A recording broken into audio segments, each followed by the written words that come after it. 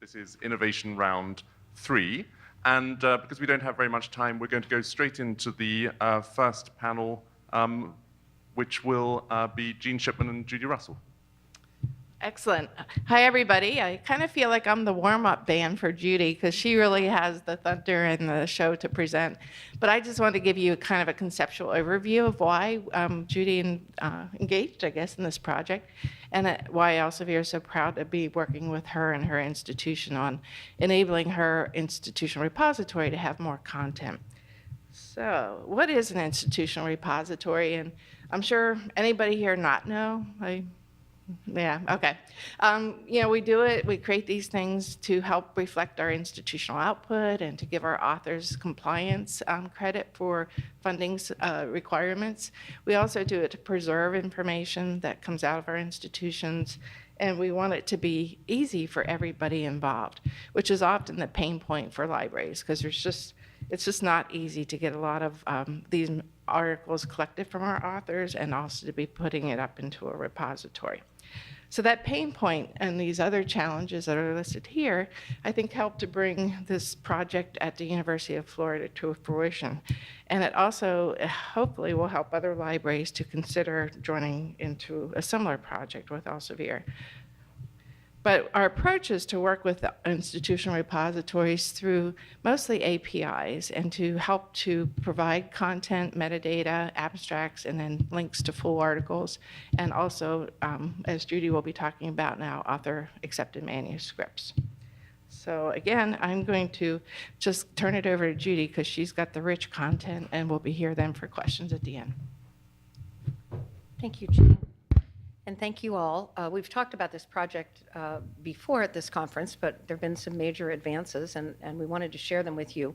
One of the things I wanted to say for those who may not know it is that I originally approached Elsevier with the idea of getting author manuscripts from them, figuring they had them, they knew what the permissions were, they knew what the best and final copy was, which often our authors don't know any of those things.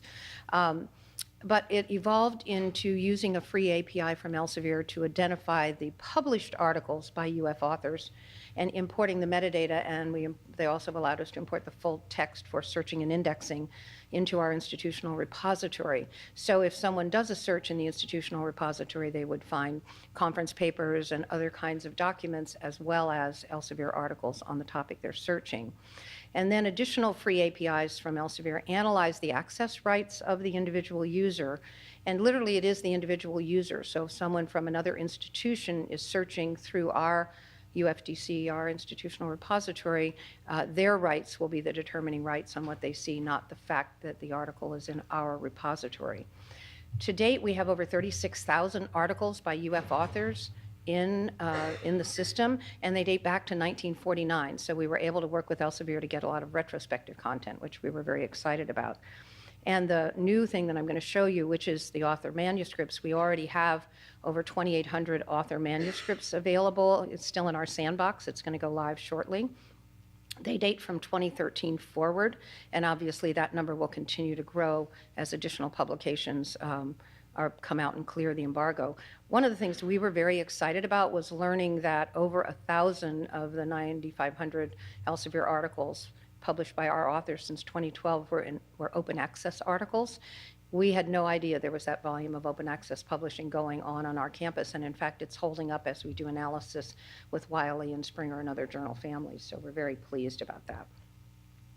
Part of what we spent time working on with Elsevier was how we would identify these articles in the search results. And we identified, and you'll see some examples of searches, these thumbnail labels to accompany the thumbnail in the search result.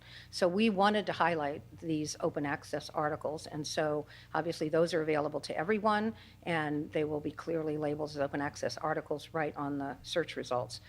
Most of the articles come up as the publisher version with this statement, you have access. So if the API determines that the individual who's doing the search is coming in from an IP range that's among the subscribers to Elsevier products, they will see the icon for the article, and they will see this label that they have access.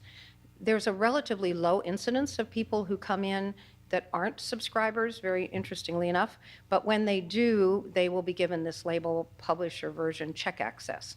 And what that does is take them to a landing page where they're prompted to be reminded, perhaps if you signed into your VPN, you would get access, which is the most common reason people don't have access.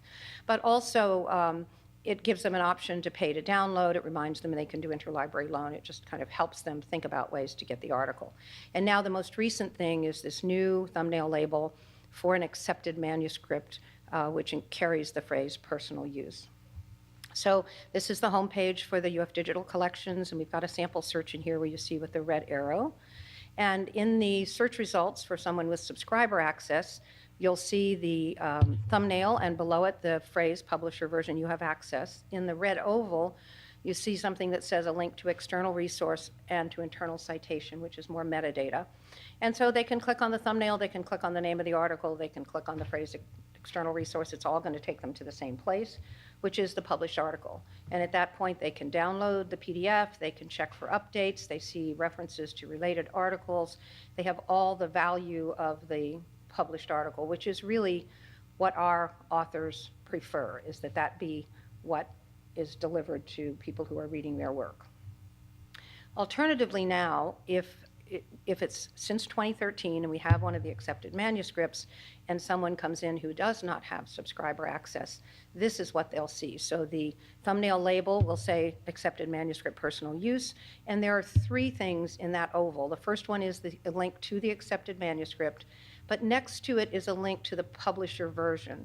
We wanted to be sure that if they looked at this and thought this was so important that they really needed to get to the published version, that there was a way for them to get from this to that, even if they didn't have subscriber access, so they could get to the landing page and see the options for getting the full published version. And if they open it, this is what they will then see. So you can see it's clearly different. It's clearly the manuscript and not the published version. The label is still there, and it will be hyperlinked to an explanation of what is meant by personal use, so there is an opportunity to convey to the user what rights they have for use of this manuscript. And again, at the top, and there's actually two places this shows, but you see the red oval, and then immediately below the red oval has that link back to the landing page for the published version, but also under the words accepted manuscript, it's in dark blue and kind of hard to read, but above the word Elsevier manuscript, there's another link. So we are trying to be consistent in linking the accepted manuscript to the published version so that users can find it. One of the things that has been interesting for us, and I've said several times now that it's really very specific to what your rights are as a user if you do this search. One of our early sample searches, a result came up that told us to check access, and we were like, well, wait a minute. We're a subscriber. Why are we being told to check access? And it turned out it was an article from 1959, and we didn't own that back file. So it was legitimately identifying that while we had access to the Science Direct platform, we did not have access to the published version of that 1959 article. But had someone come in from a different institution that owned that back file, they would have gone straight through with the access to the published version. So it's a very sophisticated set of APIs, and Elsevier is providing them free of charge as a service to their users. And we've been very pleased with the interaction with Elsevier, but also with the way this service is working. At the moment, this is a streaming access to the manuscript. You can see the light blue arrows on the side that you can move back and forth through it. They're working on delivering downloadable PDFs of the manuscript as well.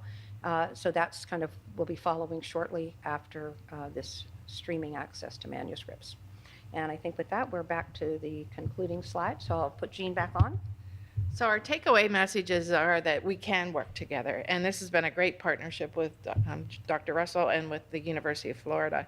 And we'd like to extend it to other universities that are interested, and I think Judy has a lot of great lessons learned, and so she has taken a lot of the work out of the effort for you if you're interested. So we thank you, Judy, for that. And there's definitely clear benefits for everybody who does want to save time, who does want to have efficient processes. I think we all do, and this is one way that it relieves the burden of the workflow and time committed by your staff for populating your institutional repository. I think you've also seen more results, more content, because authors aren't having to submit their work to you. So by working with us at Elsevier, you continue to have independence, you continue to have partnerships with us, And our services are aimed to enhance the repository at your institution with all of these mix of tools and services. So we will partner with you and work with you to make it fit for your institution. And we gladly support our gold and open access, green open access, and also all the public access initiatives. So what I've provided here at the end is a URL to the different API. There's, I think, 5 or 6 different APIs that are involved. So please look at that if you're interested. And we have passed out a little one-sheet a summary card that has some information, and also our staff person, Letitia's card Charles has here if you're interested. She is the primary point of contact, but I can also be that as well. So. And our staff at UF are also very willing to talk with people about what their experience has been. The programmer from our library IT shop can answer the technical questions about, we have a platform developed at UF, so it's not a platform that's replicated in a lot of other places, and yet we found this fairly easy to do. We've obviously been able to customize it so that it displays within the way our institutional repository displays. So it's been a fairly easy process. The hardest thing was identifying the UF authors, because our name, unlike Cornell or Emory or Duke or others, is not a very unique name, and there's lots of institutions that have the words University in Florida in their name. And that was really the hardest part of the whole process, was trying to itemize all of the things that were us and get rid of all of the ones that weren't. So if that's the hardest problem, it's obviously not a barrier to implementation. And we have time for one question if anybody has one. Okay. Otherwise, the cards that Jeanne mentioned are down at the front, and please thank our speakers. And our contact information is there. Thank you. Robert, thank you. And our next speaker is Marcy Willem-South from Purdue University. Thanks. Again, I'm Marcy Wilhelm-South. I'm the Digital Repository Specialist at Purdue University Scholarly Publishing Division. Today I'm talking about the project I work on primarily. It's the Habry Central project, and how we're working to bridge the gap between, oh, can you not hear me? Hear me better now? Okay. And how we're working to bridge the gap between practitioners and researchers in the field of the human-animal bond. So for a preview, first I'll talk about a bit of the background of the project. I'll talk about our current features on the site, and then I'll talk about a new collaboration that we've got in the works. So first off, Habry Central. Habry is an acronym for the Human-Animal Bond Research Institute, and our Habry Central is an online hub for researchers and practitioners in that field to connect to one another and relay what they're working on.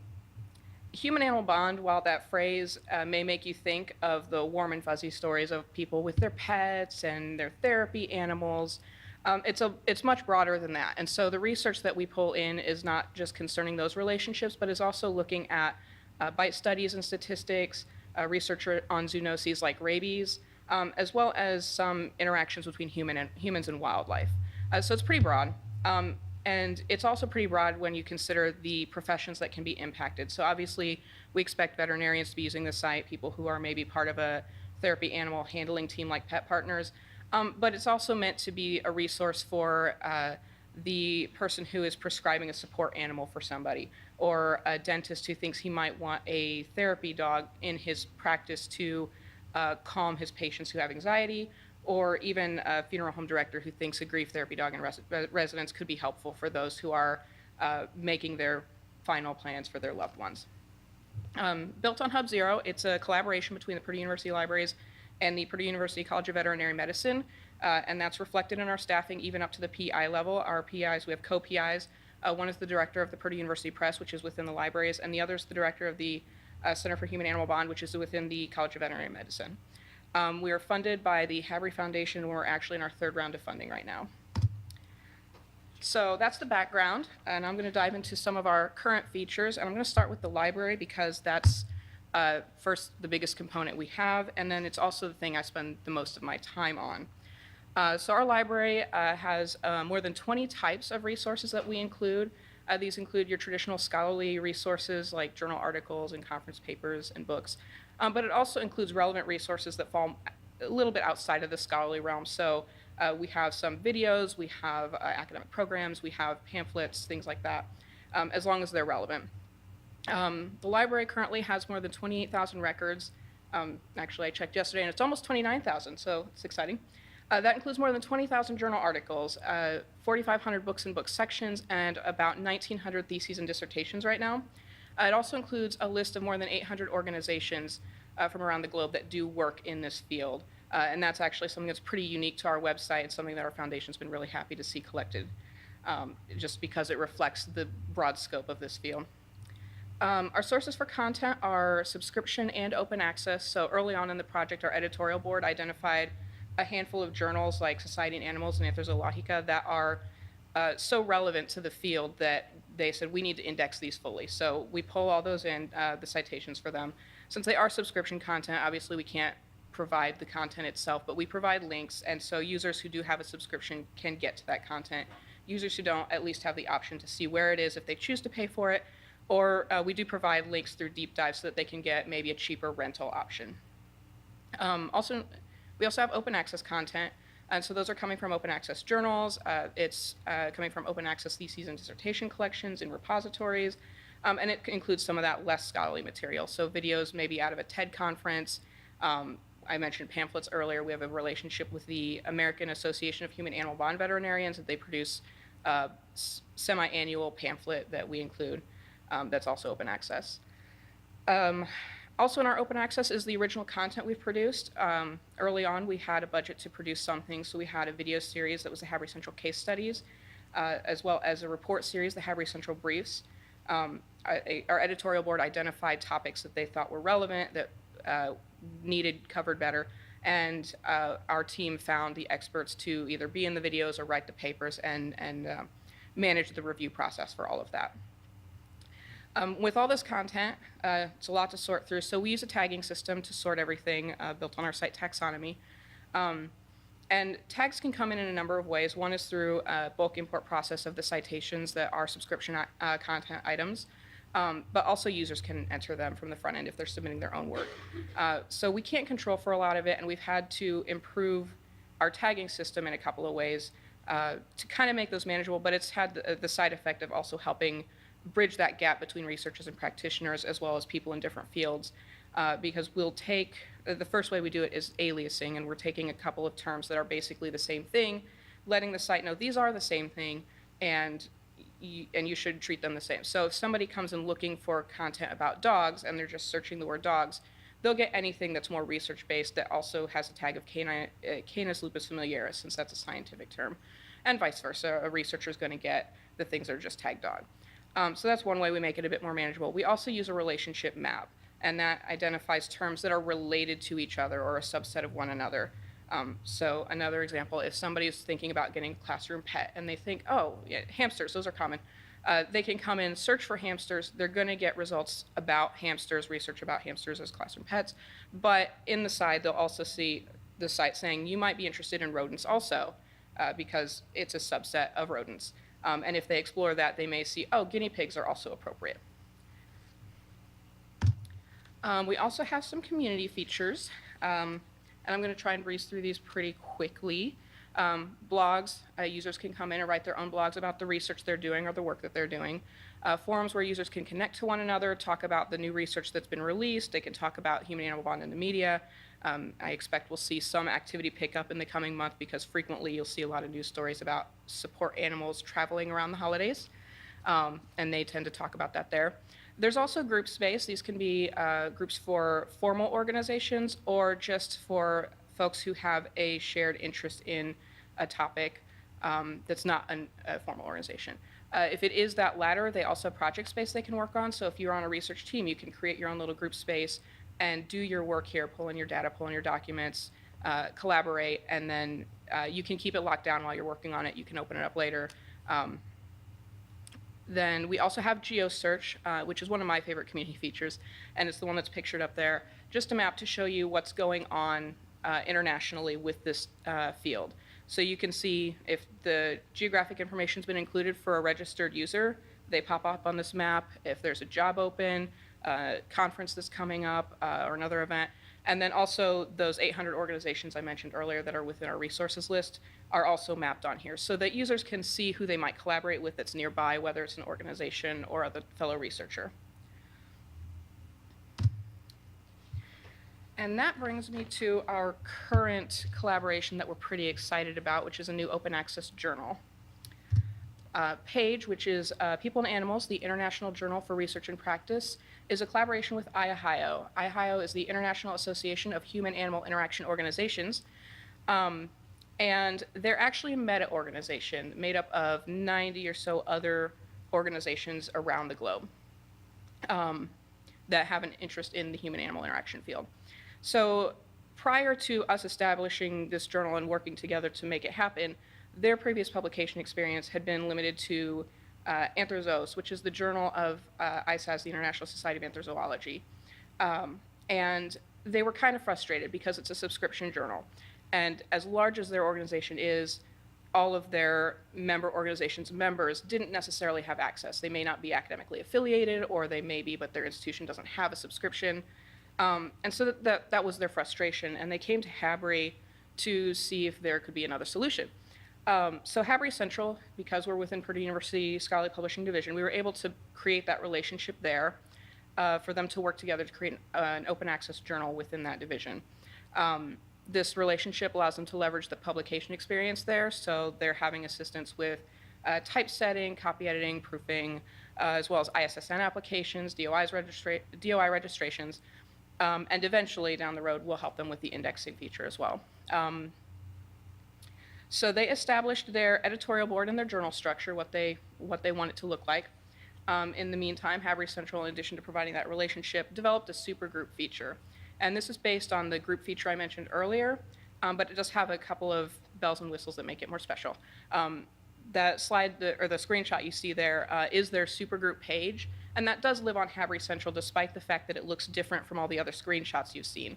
So they do have a level of customization that they've got available to them to make their page look more like their website, to give it better branding. But again, it's in HABRI Central, so it receives the benefits of the group space. They have all those features mentioned earlier within their own group resources library. That's where they're going to highlight their journal articles as they're publishing, so it'll be one easy place for their members to find the content. But because it's within a library, within HABRI Central, it pipes into our larger site library as well. So they're going to get exposure to a wider audience than just their own membership of the HABRI Central users outside of IAHIO. This has also worked really well for HABRI Central, as we've seen a huge increase in traffic from the IAHIO website since they put out their call for papers. So we assume their members are coming in to check this out. So it's really been a win-win so far.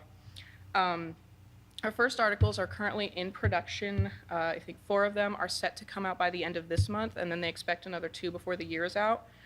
They're publishing incrementally. I don't think I mentioned that, but that is something else that they're really excited about that's going to be different from the Anthrozoos that they'd been familiar with prior. I think I covered everything. Thank you. And I think I have time for a question or 2. Yeah. Any questions for Marcy?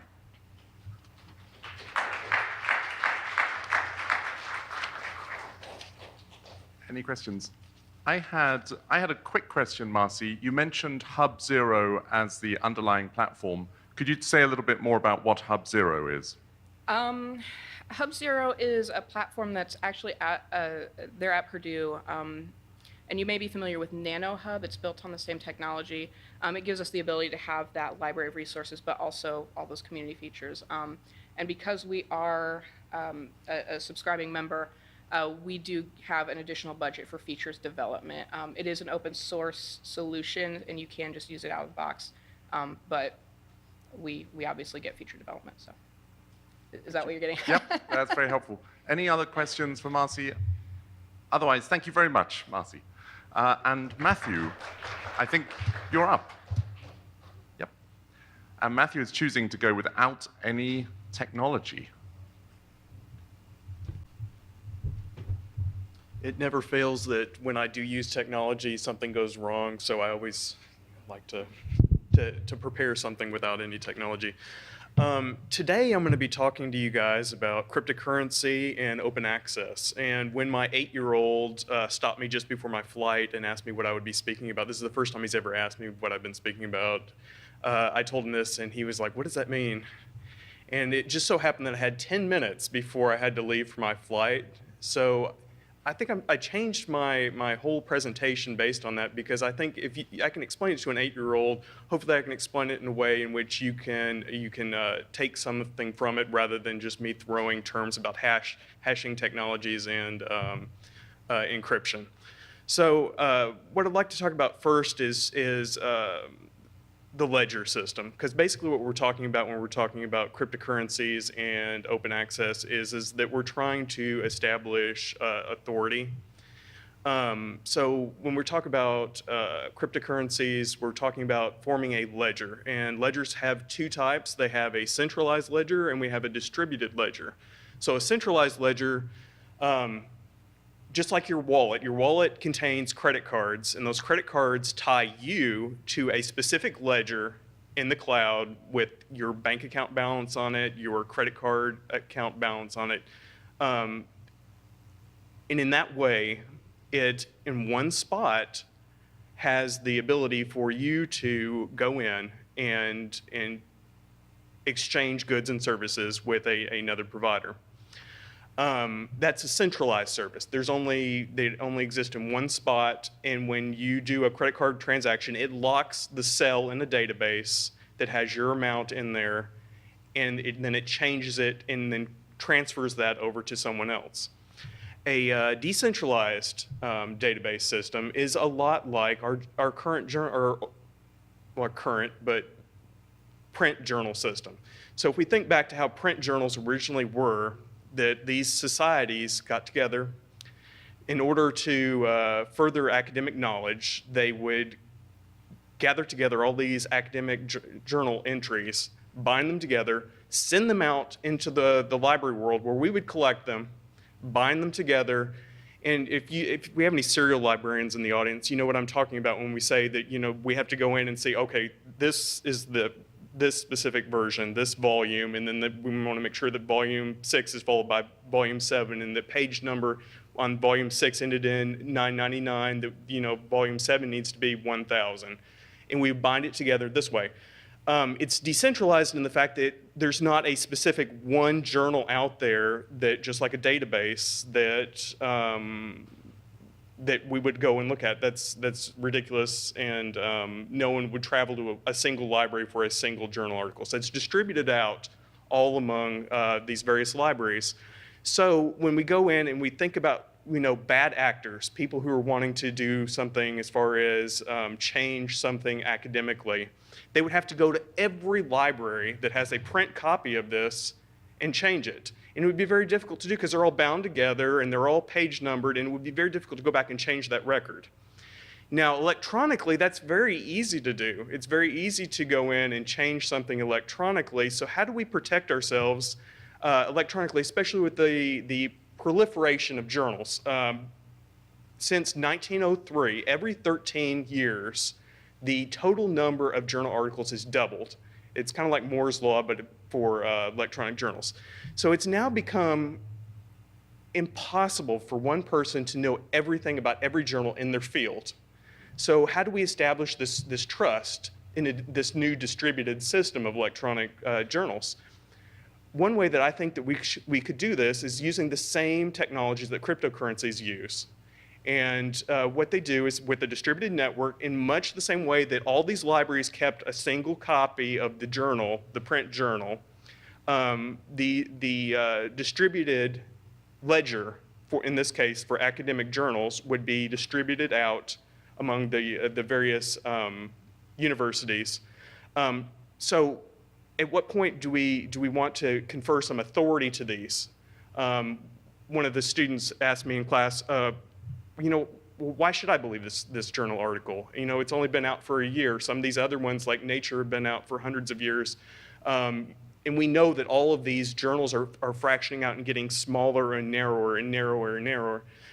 And, you know, I didn't really have a good answer for why we should trust one more than the other, because in effect, in the electronic world, there is no central authority, no person saying that each and every one of these has an equal weight. So in a distributed system, what we could do is break it up into various ledgers that we already have existing. So if we think about it, every university is mining graduates, jobs, degrees in the same way that cryptocurrencies are mining coins. So if you get a degree at University X, that's verified by a registrar's office. Now, do we actually point back to your actual degree on the journal article? No, there's no way of checking that. Do we point back to your job? No, there's no current way of checking, that you are Professor X at Y. You can go to the page, and the reason I bring this up is that when I'm evaluating a journal for a person in the department who wants, is this a reputable journal? So I go in, I look at the editorial board, and it's they have a first name, they have a university, but I don't, other than me calling up every single university and verifying that they work there, that's their job, that's their title, that's the degrees they hold, there's no way of performing this. It's an act of faith on our behalf that the journal that we're reading that these people actually have the credentials that they have, and the editorial board actually is involved in the actual project itself. And we have known that several predatory journals make up editorial boards that don't actually exist. So what I think of as a solution for this is to gather up all of these pre-existing ledgers that we have via registrar's offices, HR offices, and also at the journal level, and bind these all together in the same way that cryptocurrency is bound together into these specific ledgers, and distribute these out where that we can't go in, one person can't go in and corrupt the system by changing one record. And so in that way, everyone gets a form of a scholarly wallet. And so you would sign your work with your scholarly wallet, this specific hash, and then that would be assigned to you, and you could check to see that that was you. Also, the university would have a hash for you for your specific job, and then also the specific journal would have a hash for you to tie you to that specific journal. So layering in all of these layers of security here, which can be digitally verified and bundled together and distributed out, adds a measure of security that we desperately need for open access content. And that's it. Thank you.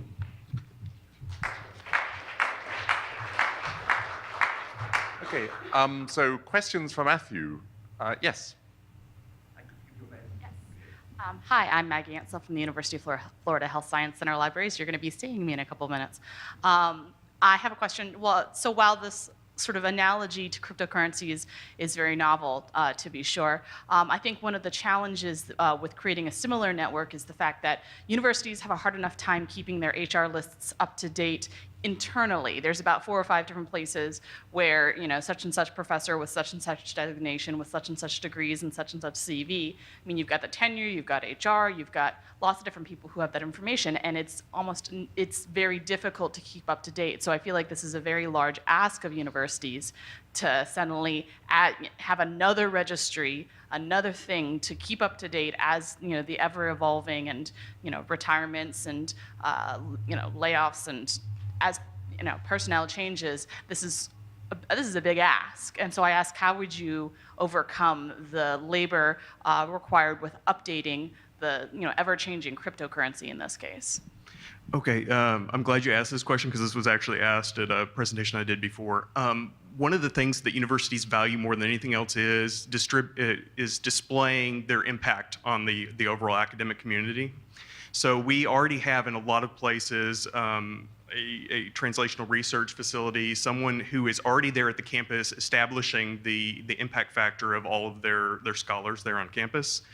The beauty of the distributed system is that they only have to report it one time. It gets added into the blockchain and they don't have to worry about it. So like with this, if you get hired, they send a registry out at the date of hire, and they don't have to worry about it again. It gets encrypted in with everyone else's hires and terminations. And like I said, it builds over time, and you're not asking them to go back and recreate things. You're just asking them to mine from a certain point forward.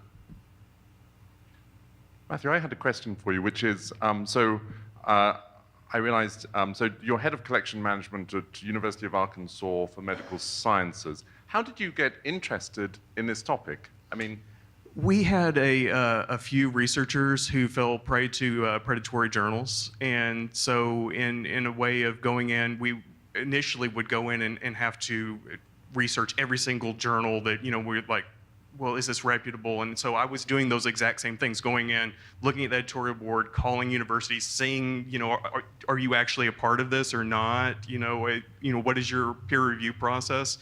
I got to thinking when I was thinking about BitCurrency that this is already a distributed method. Why don't we use the same security interactions that we do with currency? So this is kind of building a digital signature based on a number of different factors. Right, a layered digital signature. And one of the things I forgot to mention, but we could also do this where we would partially obscure peer reviewers. So they could sign at the institutional level, where a Professor X with specialty Y at X university did the peer review on this. So we don't necessarily need to know their name. We can keep this still a blind process, but have it signed and verified by that university that they actually are who they say they are. Thank you very much, Matthew. So our next speakers are Margaret Hansel and Ariel Pompusius. Hey, we got it right. And it's minimized. Yes.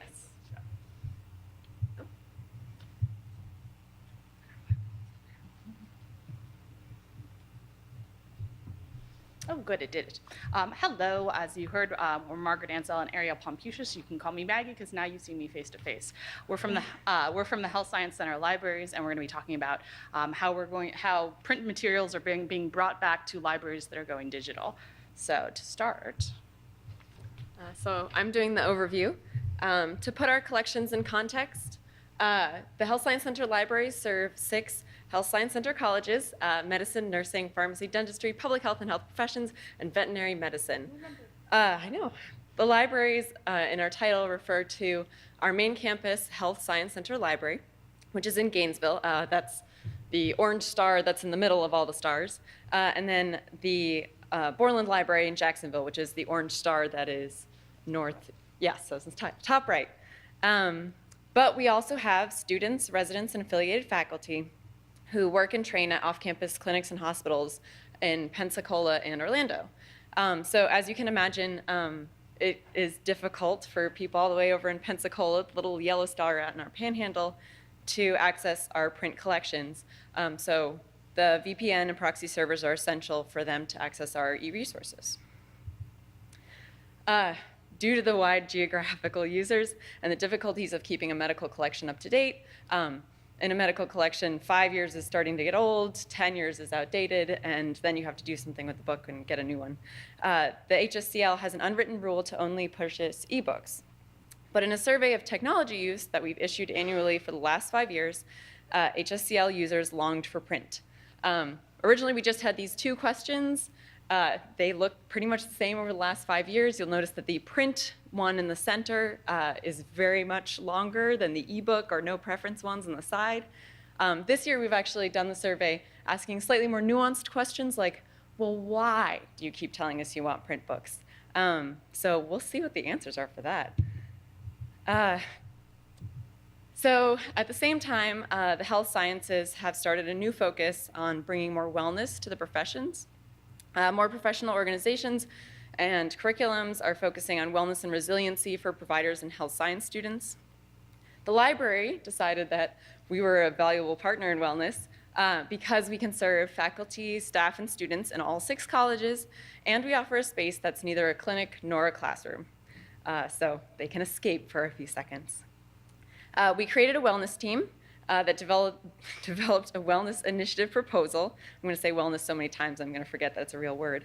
That included active and passive programming and a request for information resources that we could offer to all of our constituents. Part of the proposal that was funded included a wellness collection. So we're just going to actually talk about what we bought and how we bought it, et cetera, et cetera. So this collection has 2 sort of parts, and the first part is specifically wellness. I had some experience in this. I had gotten a grant years ago to work with a local community health organization to create a consumer health library with in print for them with a focus on limited literacy because it was a low cost, no cost clinic. So basically took that list as sort of a basis for a broad overview of what titles to collect, and of course, I looked at CAFIS's, the Consumer and Patient Health Information Service section of the Medical Library Association has a lot of books recommended, but we also wanted to focus on non-academic titles that really focused on a lot of the student needs, so things about stress, mental health, complementary integrative medicine, and narrative medicine is a specialty of one of our colleagues, so she had a lot of input to put on that, and so that was also a big sort of focus of our collection. And then we actually had the entire wellness team sort of draft and then review and finalize the list. Instead of normally, it's just the liaison librarian faculty who select titles, monographs, but we really wanted to get the staff engaged for this particular initiative. So we decided to go with print books for our wellness collection because we knew that people were asking for print books, and we figured if it was a collection that was supporting their wellness, then we should give them the stuff they actually want. But at the same time, I'm particularly interested in graphic medicine. If there's anyone else interested in graphic medicine here, talk to me after. Ooh, yay! Someone raised their hand. So I decided, well, if we're buying print books for wellness, we should buy print books for graphic medicine too, because people think about comic books as like a tangible medium. There are webcomics, but it's really more fun to open a book. So graphic medicine, for those of you not in the know, refers to graphic novels or comics written from the perspective of healthcare providers, patients, and caregivers that address a healthcare topic. So it can be very, very broad. The selection criteria that I used, I looked for stuff that was related to upcoming classes. I'm actually teaching a class right now on the Graphic Medicine Manifesto, which is in the book in the upper left. And next semester, I'm teaching one on things to do in a retirement home trailer park when you're 29 and unemployed, which is in the upper right, which is a fantastic book I highly recommend. So I purchased those for my classes. But we also purchased books that were related to current or upcoming exhibits or special events. So we had just finished a bunch of events related to HIV/AIDS work that we'd done with a grant, so I purchased a bunch of books for that.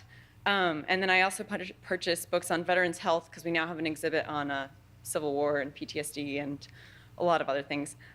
So the place to go for graphic medicine texts, there is a librarian who's doing a lot with this right now, who has a website.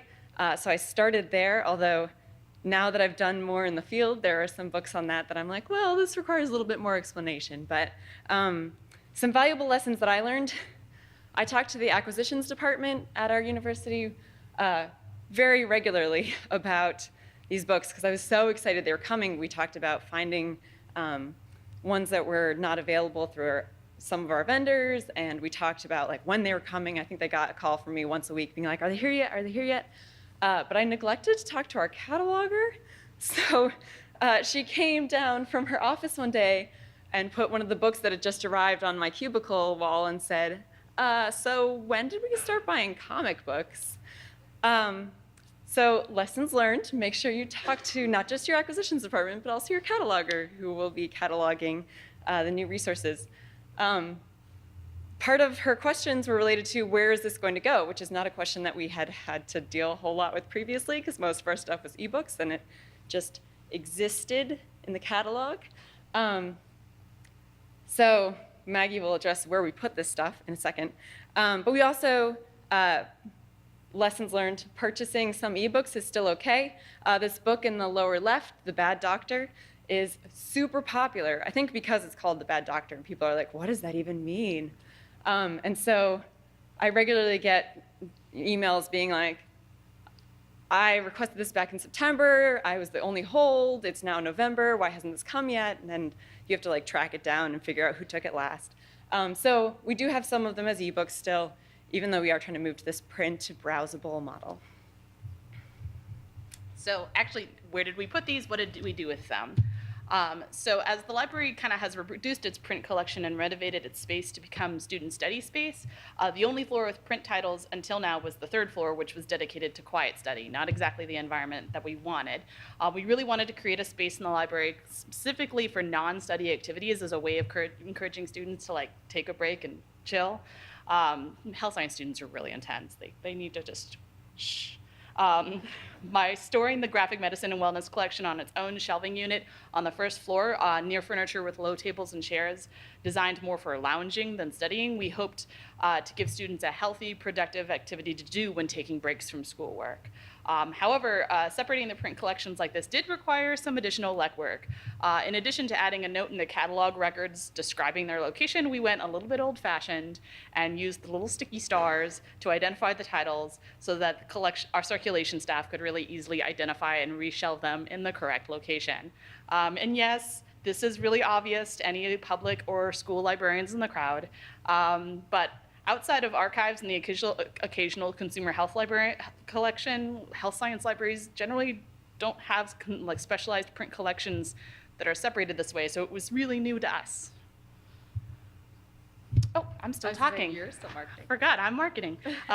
So we're going to talk about the way we marketed the collection as a unique subset of our main collection. So in addition to separating the graphic medicine and wellness collection from the rest of our print materials, our team used a variety of marketing techniques to promote the use of these new acquisitions.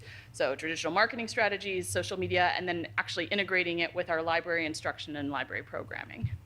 So of course, traditional in our health science library actually means digital. Emails, announcements on the library website homepage, digital signage outside the library entrance, that sort of thing. We have a graphics specialist who is super awesome, and he's our webmaster as well, so he made this pretty image for us to use, which doesn't look as good on the slide, sad face. It's a beautiful shade of like pink, like going down into blue. But in addition to these efforts, our library tried something a little bit different. So this is Phrenology Fred, and yes, that is Fred with a PH. Normally, this bust that you see sits on a shelf in our archivist's cubicle, but for the purposes of social media, he has been dragged all around the library with various props, including selections from our graphic medicine and wellness collection. So as part of a separate marketing initiative, our library has been becoming more engaged in social media. So if you visit us on Facebook, like right now, you'll see that we're in the midst of a social marketing campaign raising awareness about HIV information using graphic medicine. And one way that we engage and create content for our social media profiles is by posting regularly with day-specific hashtags, like hashtag Friday or hashtag Wellness Wednesday. We highlight different resources and services that the library offers that are thematically appropriate to the hashtags. So of course, we made sure to include our new collection in our posts. Our efforts really haven't gone super viral yet, the same way that like hashtag Bookface has, but it's early days, we're gonna try. And then finally, one unique way that we also spread the word about our collections is by incorporating it into our instruction and library programming. We've done this in 3 ways so far. Earlier this year, as part of a project raising awareness about HIV information resources on campus, our library hosted an HIV/AIDS themed graphic novel contest. To give potential contestants an idea of what health-related comic books looked like, we linked our digital graphic medicine materials on our project library guide, and then we also recommended materials in our print collection. The collection was also one arm of a multifaceted wellness initiative begun earlier in the year, one that included community jigsaw puzzles, coloring, visits from therapy dogs, meditation, all the fun stuff. The majority of the wellness activities are conducted in the open space adjacent to the collection, so that the visitors who are participating in one wellness activity might find additional relevant resources easily. For activities like meditation that happen elsewhere, the collection is advertised as another resource for those who are interested in learning more. Finally, librarians at the Health Science Center Library often teach 1-credit honors courses called Uncommon Reads, which is what Ariel was referring to earlier. They're discussion-based seminars that are centered around a non-traditional text, like a comic book. So this fall, Ariel and one of our colleagues taught a course on graphic medicine and are referred to the collection as a good source of reference material for the students' final projects. So we're hoping to continue to advertise the collection that way. All right, so obviously in a growing era of solely digital materials, we think that small targeted collections like this are an innovative way to reintroduce print to today's health science libraries in a way that is sustainable but also visible to library users. Thank you.